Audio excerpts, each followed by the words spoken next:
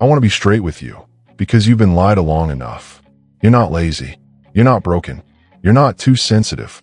You're a human being born into the most overstimulated, overexposed, overpromised era in human history.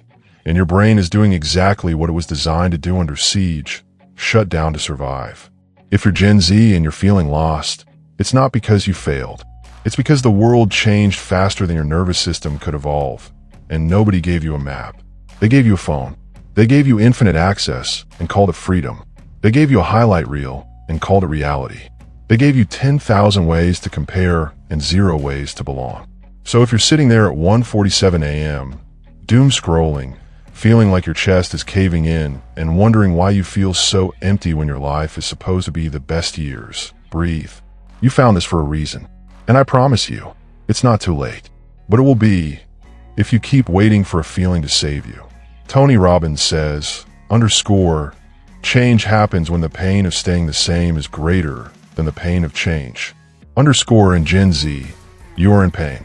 Not the broken bone kind, the quiet kind. The kind that doesn't bleed but doesn't heal. The kind that looks like 6 hours of TikTok and still feeling alone in a room full of people. The kind that looks like straight A's and panic attacks. The kind that looks like, I'm fine, when your soul is screaming. You weren't built for this. Sinek studied your generation and said something that should have been on billboards. Gen Z is the first generation to go through puberty with a phone in their hands. You got dopamine before you got discipline. You got access before you got identity. You got the world's opinions before you got your own voice. And now you're exhausted from performing a life instead of living one. So let's tell the truth. You wake up and the first thing you touch isn't your heart. It's your screen. You don't get to choose your mood. The algorithm does. You see someone your age buying a house, starting a company, getting 1 million followers, and your brain, which evolved for a tribe of 150 people, now thinks you're losing to 8 billion. That's not motivation. That's psychological warfare, and you're fighting it without armor. Mel Robbins calls this the 5-second rule, but not in the cute self-help way. She means there's a 5-second window between the impulse to do the thing that would save you. Close the app, go for a walk, text a friend, start the project, and the moment your brain talks you out of it. If you have an instinct to act on a goal, you must physically move within 5 seconds, or your brain will kill it. Gen Z doesn't have a motivation problem. You have a hesitation problem. And hesitation is where dreams go to die. But it goes deeper. Shetty says, your mind is a garden. Your thoughts are the seeds. You can grow flowers or you can grow weeds. Right now, your garden is being seeded by strangers, by ads, by outrage, by people who profit when you feel less than. You didn't choose to feel lost, but you are choosing every day to keep renting your attention to things that steal your peace. And that's where we start. Not with hustle, not with grind set, with ownership. Because David Goggins is going to be the first to tell you, nobody is coming. You are on your own. The sooner you accept that, the sooner you can get to work. That's not cruelty. That's clarity. Your parents can't save you from this. Your school didn't prepare you for this. The government doesn't care about your screen time. The only person who gets you out is you. And that terrifies you, because you've been taught that needing help means you're weak. So you suffer in silence. You ghost your friends. You post LOL while disassociating. You say, I'm just tired, when you're actually grieving a life you haven't even lived yet. Kobe Bryant had a name for the way out. Mamba Mentality. And it wasn't about basketball. Mamba Mentality is about obsessing over the process, not the result. It's about falling in love with the boredom of becoming. You want to feel found. Fall in love with the boring. With the walk without the podcast. With 45 minutes of deep work without checking your phone. With the meal you cooked instead of DoorDashed. With the journal entry instead of the vent post. Because here's the secret no one tells Gen Z. Clarity doesn't come from thinking. It comes from doing. You don't find yourself looking inward for 6 more months. You find yourself by building something outside of you. Identity follows action. Confidence is a memory of you keeping promises to yourself. But you can't keep promises when your brain is on slot machine mode 14 hours a day. So let's talk about the drug. Your phone isn't a tool. It's a slot machine in your pocket. And Tristan Harris, the ex-Google ethicist, proved it. Every refresh is a pull of the lever. Every notification is a variable reward. Your brain doesn't know the difference between a lion and a lion. To your nervous system, it's all survival. So you're not addicted to your phone. You're addicted to not feeling what you feel. You scroll because silence is where the anxiety lives. You binge because stillness is where the question lives. Underscore, is this all there is? Underscore. And that question is sacred. Don't numb it. Answer it. You think you're alone in this. That's the first lie. Open your messages. Open your DMs. Open the search bar and type, "I feel lost." And watch how many millions of people your age have typed the exact same sentence into the void at 2 a.m. You're not broken. You are broadcasting on a frequency that an entire generation is tuned to, but nobody is talking out loud. Because we were taught that if you admit you're lost, you lose value. That vulnerability is a liability. That the algorithm only rewards perfection, not process. So you perform, you post, you curate, you become a brand before you become a person. And that's the second lie, that you have to be a brand. Shetty spent years as a monk before he ever picked up a microphone, and he'll tell you, underscore, your purpose is not a job title. Your purpose is using your gifts to serve others. Underscore, but Gen Z was sold the opposite. You were told to build your personal brand before you even knew who you were without an audience. You were told to monetize your healing before you finished bleeding. You were told to be authentic and then punished when your authenticity wasn't aesthetic. So you split in two. There's you, and there's the version of you that has to be digestible. There's your real anxiety, and there's the relatable anxiety that gets engagement. There's your actual dream, and there's the dream that looks good in a Canva carousel. And living in that split is exhausting. It's called cognitive dissonance, and it's why you feel tired after doing nothing all day. Because pretending is work. Performing is work. Filtering your soul through what's marketable is soul labor, and you're doing unpaid overtime. Sinek calls this the byproduct of a failed parenting strategy and failed leadership strategy that gave you participation trophies and then threw you into an economy that doesn't care about your feelings. But I'm going to say something more dangerous. It's not your parents' fault, and it's not your fault. It's your responsibility, because fault keeps you a victim. Responsibility makes you free. Let's diagnose the war correctly, because you can't win a fight you don't understand. Asterisk 1. The dopamine hijack asterisk. Your brain has a chemical called dopamine. It's not the pleasure chemical. It's the anticipation chemical. It's the reason you check your phone even when you don't want to. It spikes not when you get the reward, but when you think you might. That's why the infinite scroll is more addictive than the post itself. Your ancestors got a dopamine hit from hunting food or finding shelter. You get 200 hits before breakfast from things that don't move your life forward 1%. Dr. Anna Lemke, Stanford psychiatrist, says we are all now dopamine depleted because we live in a world of too much. Too much food, too much news, too much porn, too much novelty. And when you flood the brain with cheap dopamine, you lower your baseline. That means normal life, reading, talking to a friend, watching a sunset, feels boring. You don't have an attention problem. You have a dopamine problem. And the cure isn't more motivation. It's less input. David Goggins didn't read that study. He lived it. Underscore, most people live at 40%. Underscore, he says. Underscore, when your mind is telling you you're done, you're only 40% in. Underscore, why? Because your brain's job is to keep you safe, not to make you great. And safe, to a modern brain, means keep scrolling so I don't have to feel. Every time you choose the easy dopamine, you vote for the 40%. Every time you choose the hard thing, the run, the conversation, the 60 minutes of focus, you cast a vote for the other 60%. And that's where your life is. Theodore Roosevelt said underscore, comparison is the thief of joy, underscore 100 years before Instagram. And he had no idea how right he would be. You're not comparing your life to your neighbor anymore.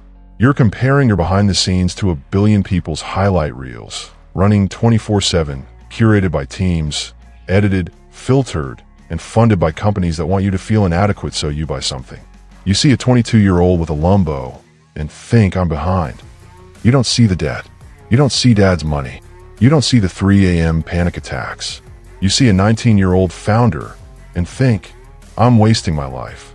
You don't see the burnout, the team of 12, the fact that founder now means made a Shopify store last Tuesday. Mel Robbins says, underscore, you are not behind. You aren't supposed to be someone else. You're supposed to be you. Underscore, but your brain can't hear her over the noise of 1,000 other people's timelines. So here's a law. Unfollow anyone who makes you feel like you're losing when you're just living. Mute, block, delete. Your peace is not negotiable.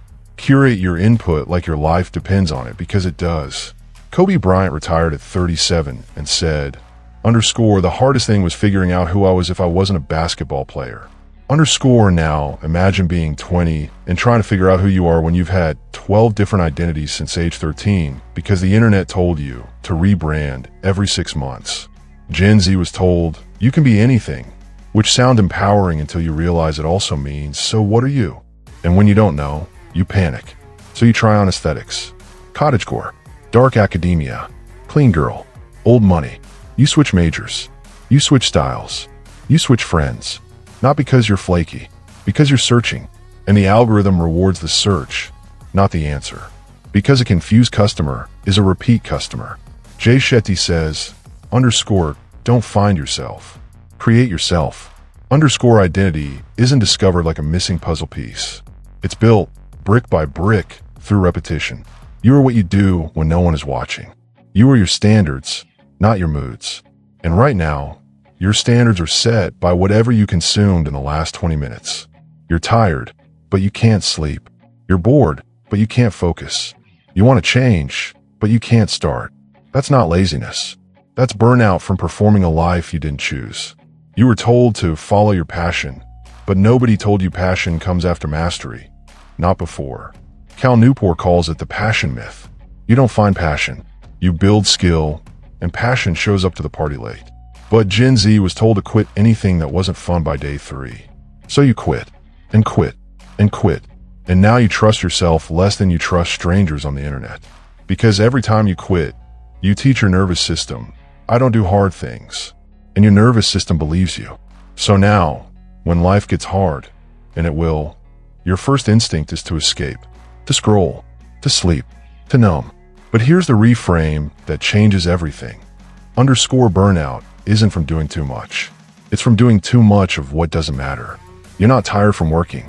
You're tired from pretending. You're tired from decision fatigue. You're tired from living in reactive mode, where your phone decides your priorities and your day starts with other people's agendas. Tony Robbins says, underscore, where focus goes, energy flows. Underscore, and your focus is being rented out for pennies. You wake up and give the first hour of your consciousness to a device designed by the smartest engineers in history to keep you there. You are fighting a war with a slingshot. So here's the line in the sand. The lie is that you're behind. The truth is you're early. The lie is that you need more information. The truth is you need more integration. The lie is that you need to find yourself. The truth is you need to build yourself. The lie is that you're lost. The truth is you're in the middle of the sentence, not the end of the story. And if you're still breathing, you're still in the game. David Goggins was 300 pounds, killing cockroaches for a living, before he became a Navy SEAL. Kobe was airballing shots in the playoffs before he became Kobe. Mel Robbins was 41, unemployed, $800,000 in debt, drinking every night, before 5-4-3-2-1 saved her life.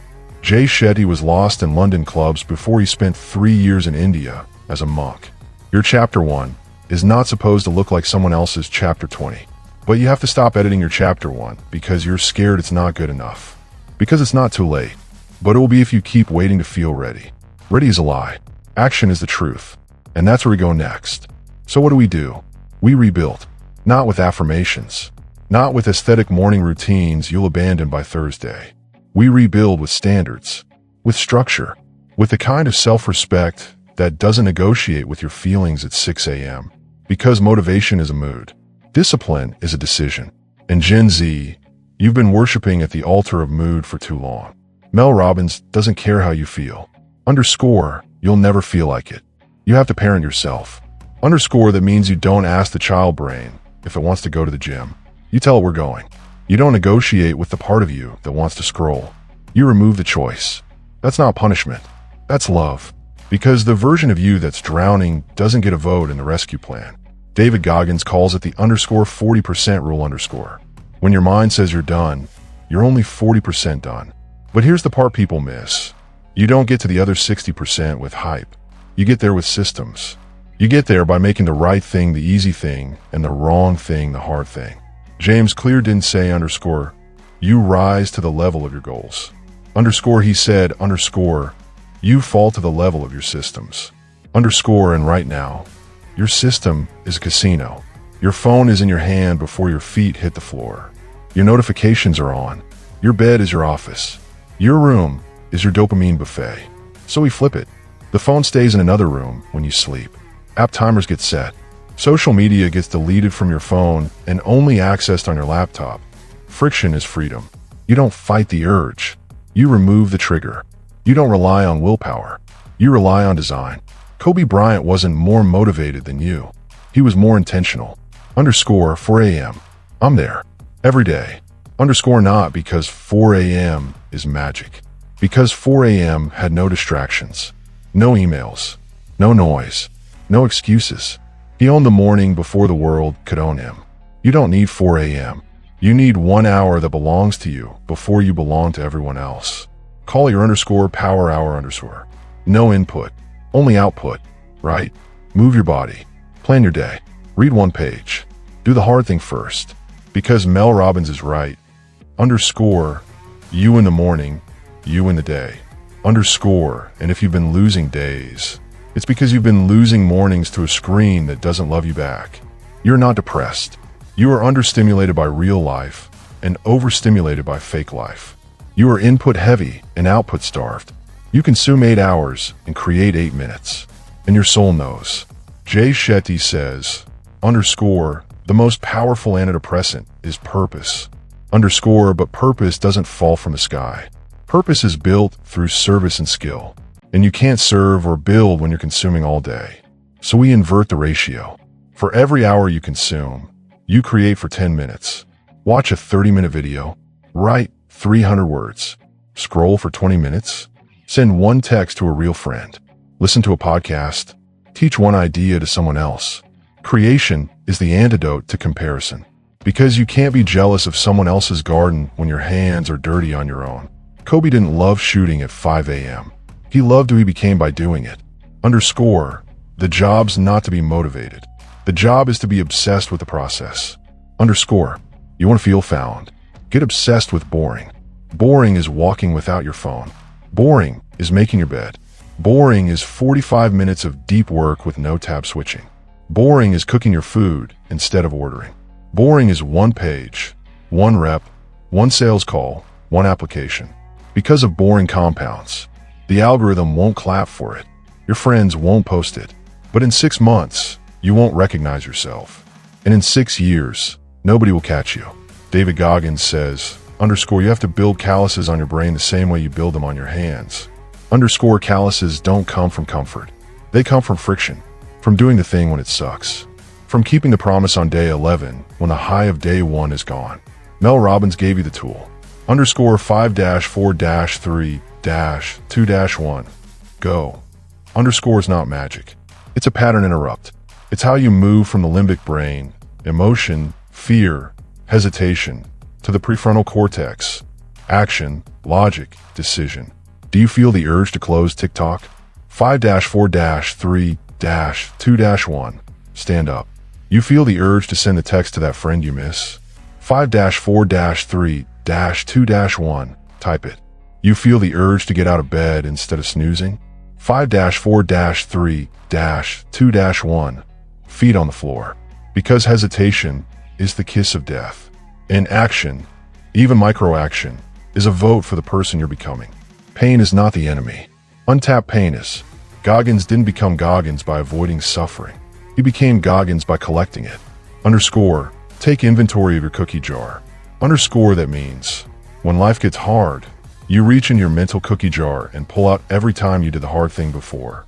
Every time you thought you'd break and didn't. Every time you were tired and still showed up. Start your cookie jar today. Did you make your bed when you felt like trash? Cookie. Did you go for a 10-minute walk instead of scrolling? Cookie. Did you send a resume, even though rejection terrifies you? Cookie. You don't need to be fearless. You need to be 10 seconds brave, over and over. Because courage isn't the absence of fear. It's action in the presence of fear. And every cookie is proof you can do it again.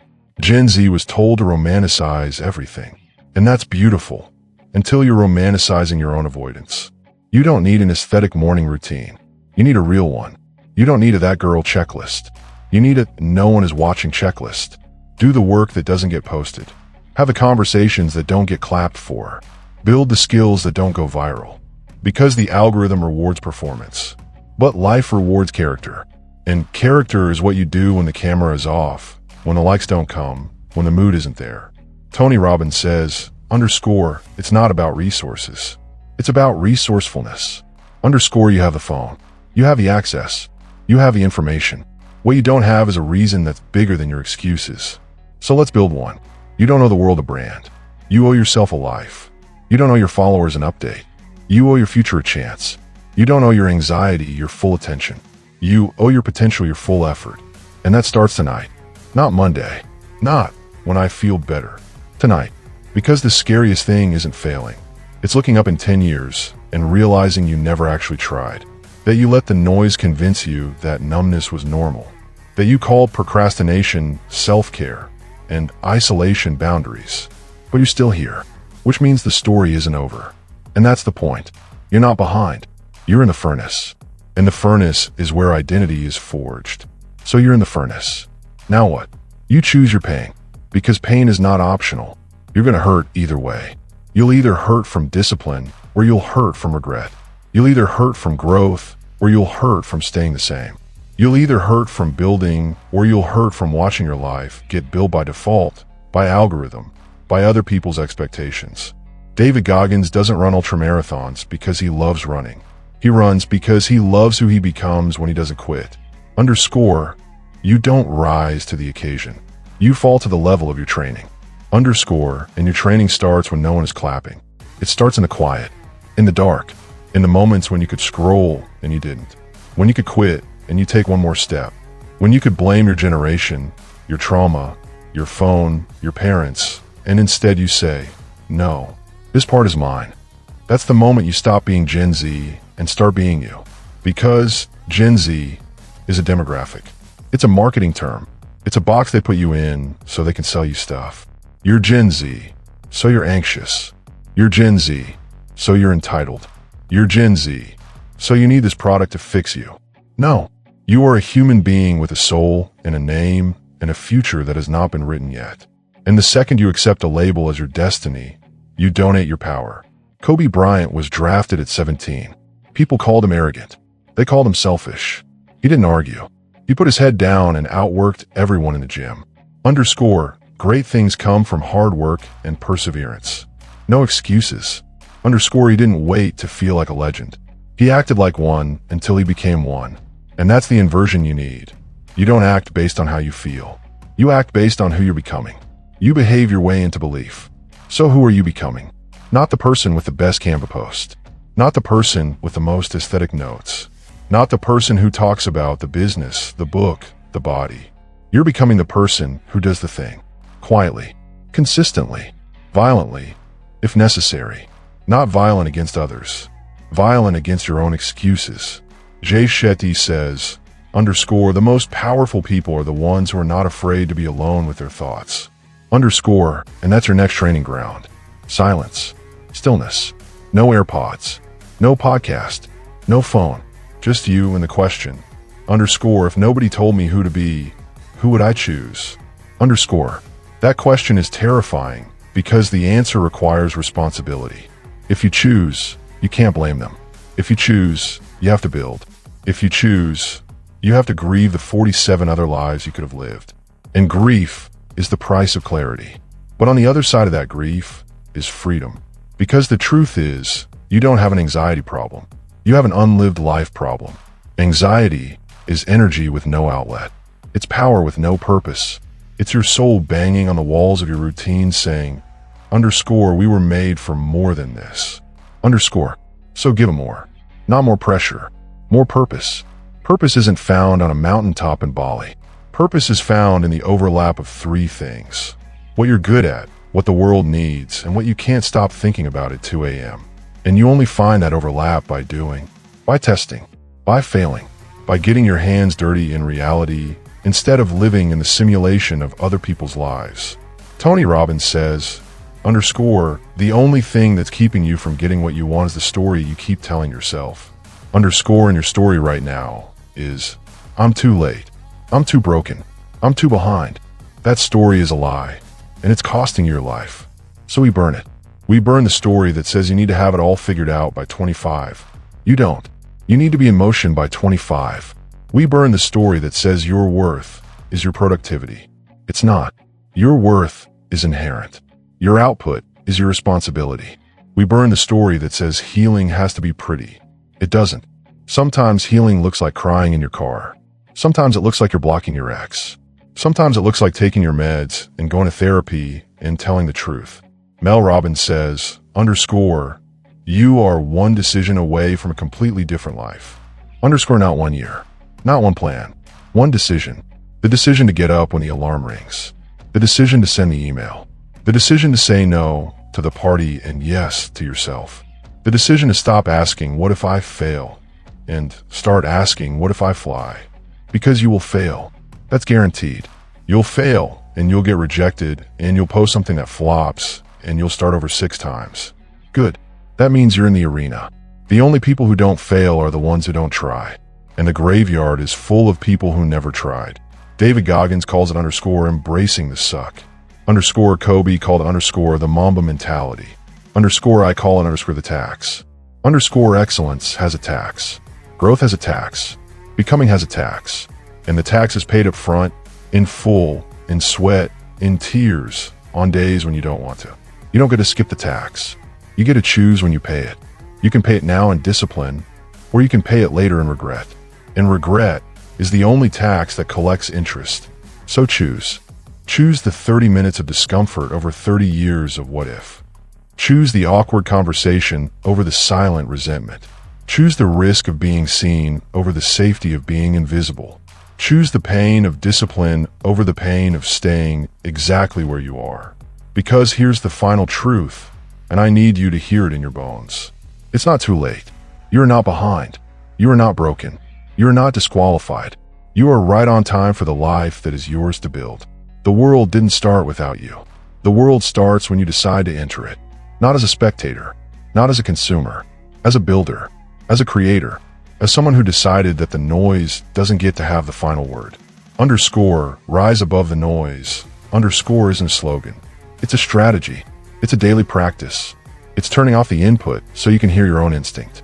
It's unfollowing the lie so you can follow the path. It's choosing legacy over likes, depth over dopamine, purpose over performance. And if you're still breathing, the path is still open. So tomorrow morning, you're going to wake up, and the voice in your head is going to say, you're tired. You're not ready. You'll start tomorrow. And you're going to answer out loud with your chest. 5-4-3-2-1. And you're going to move. Because you're not Gen Z. You're not a statistic. You're not a trend. You are the generation that felt everything and still chose to build anyway. You are the generation that was born into chaos and learned to create calm. You are the generation that got handed a broken world and said, bet, watch me fix it. But it starts with you.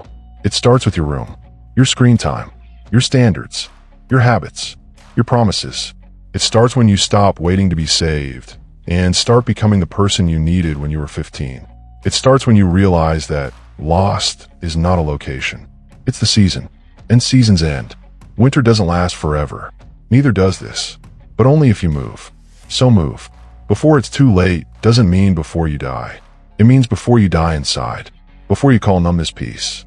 Before you confuse surviving with living. Before you trade your fire for comfort and call it maturity. You were not born to be comfortable. You were born to be alive. And life is messy. Being alive is hard. Alive is terrifying and beautiful and worth every single drop of sweat it takes to get there. So this is your wake-up call. Not from me. From you. From the version of you that's been waiting under the noise, under the fear, under the 47 tabs you have open in your brain. She's still there. He's still there. They're still there. And they're asking you for one thing. Don't leave me here. So don't. Stand up, right now, and take the first step. Stand up. I said it, and I meant it. Because nothing in your life changes while you're sitting down listening to someone else talk about change.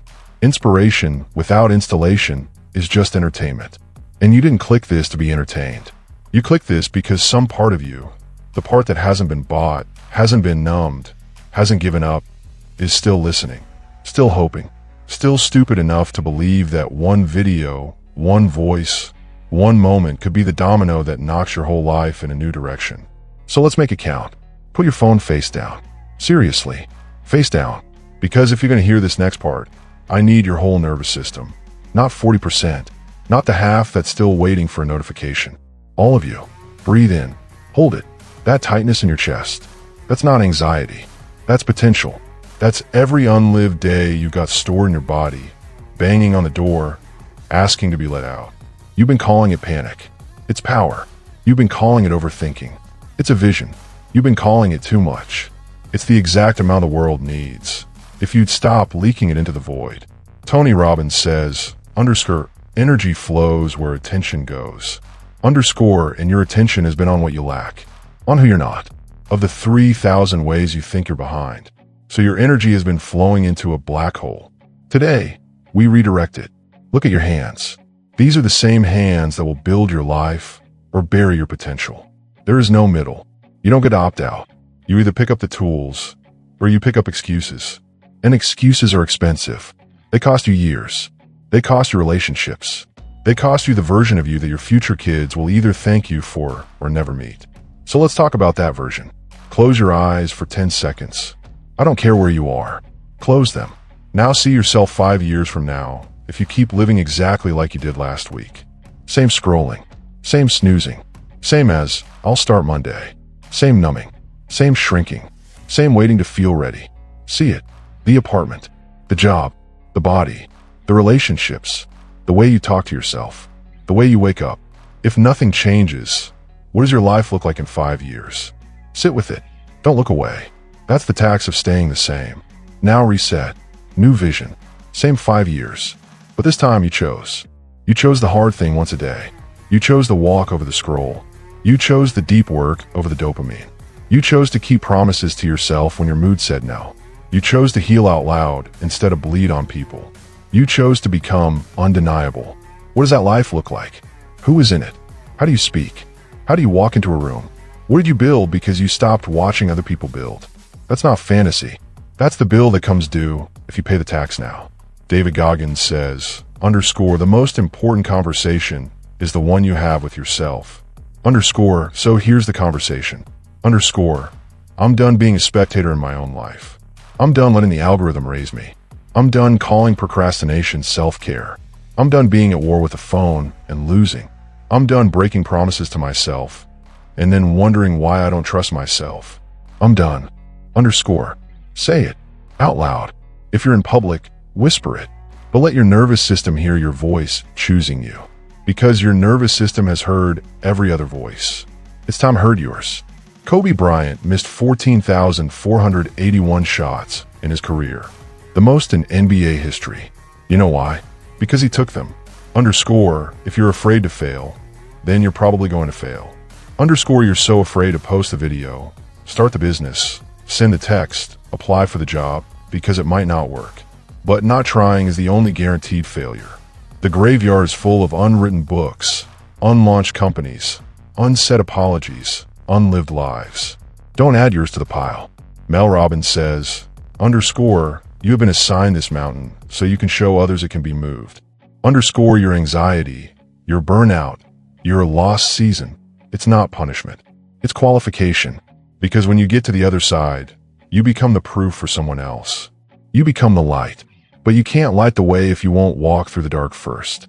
So we walked. We walked through the dark with a flashlight called discipline. We walked through the doubt with a compass called standards. We walked through the noise with earmuffs called purpose. And we don't walk alone. Because here's the part no one tells Gen Z. You are not the only one who feels like this. The strongest people in your generation are the ones who are quiet about their pain. The ones who show up to work. Who take care of their siblings. Who are fighting addictions you don't see. Who are healing from homes that didn't feel like homes. who are trying to be the first in their family to break a cycle. You're not weak for feeling it. You are strong for still being here. Shetty says, underscore, the most powerful medicine is having a purpose bigger than your pain. Underscore, so what's yours? It doesn't have to be end world hunger today. It can be become someone my 12-year-old self will be proud of. It can be break the cycle of silence in my family. It can be prove to myself that I can do hard things. It can be make art that makes one person feel less alone. Pick one, just one, and let that be the reason you get up when your feelings say stay down. Because feelings are weather. The purpose is climate. You don't build a life on weather. And now, the part you've been waiting for. The permission. You have permission to start over. You have permission to be a beginner. You have permission to cringe, to be awkward, to be bad at it on day one. You have permission to outgrow people. You have permission to disappoint others to avoid disappointing yourself. You have permission to log off. You have permission to be unavailable. You have permission to want more. You have permission to take up space. You have permission to not be okay and still be moving. You have permission to be human. And you have a responsibility to be human on purpose. Because the world is not going to get quieter. The apps are not going to get less addictive. The pressure is not going to disappear. The only thing that changes is you. Your capacity. Your standards, your ability to sit in the storm and not become the storm. So here's your new contract. Not with me, with you. The Gen Z Awakening Contract. 1. I will own my mornings. The first hour is mine. No input, only output. No phone before purpose. 2. I will build before I consume. Creation before consumption. Every day, even 10 minutes. 3. I will keep small promises to myself. Because self-trust is the foundation of self-love. 4. I will choose the hard right over the easy wrong, especially when no one is watching. 5. I will turn my pain into power. I will not waste my suffering. I will use it as fuel. 6. I will curate my input like my life depends on it, because it does. Unfollow, mute, delete. Protect your peace like it's gold. 7. I will talk to myself like someone I'm responsible for helping. No more bullying myself into growth. 8. I will embrace the boring. Mastery lives there. The magic is in the repetition. 9. I will ask for help when I need it. Strength is not silence. Therapy is not defeat. Medication is not a weakness. Asking is not failing. 10.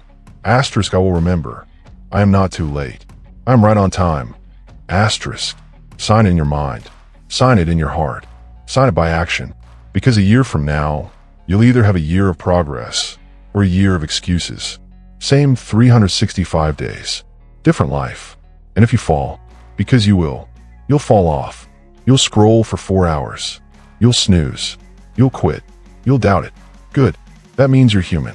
The rule is, fall, feel it for 60 seconds, then get up. Not next week. Not Monday.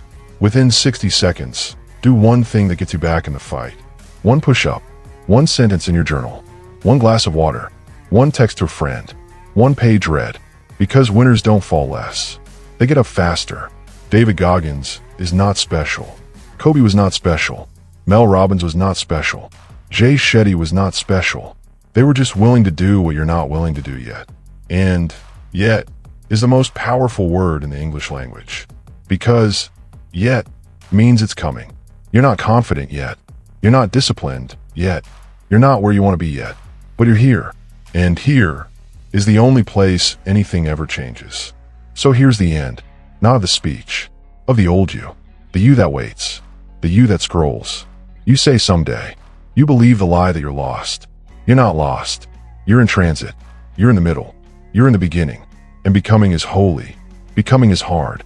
Becoming is the whole point. So if you're Gen Z and you feel lost, good. That means you're awake. That means you're not numb. That means you're paying attention. Now do something with it. Turn the pain into power. Turn the anxiety into action. Turn the noise into music. Turn the chaos into clarity. And when the world asks, how did you do it? You'll say, underscore, I stopped waiting to feel ready. I stopped watching my life and started building it. I stopped asking, what if I fail? And started asking, what if I don't? Underscore. You'll say, underscore, I rose above the noise. Underscore. Because that's what you do now. You rise. Not once. Not for a video. Not for a post. You rise every day. When it's hard, when it's boring, when it's quiet, when no one is watching, you rise. Because you are never too late. You are always right on time. And your time is now. 5-4-3-2-1.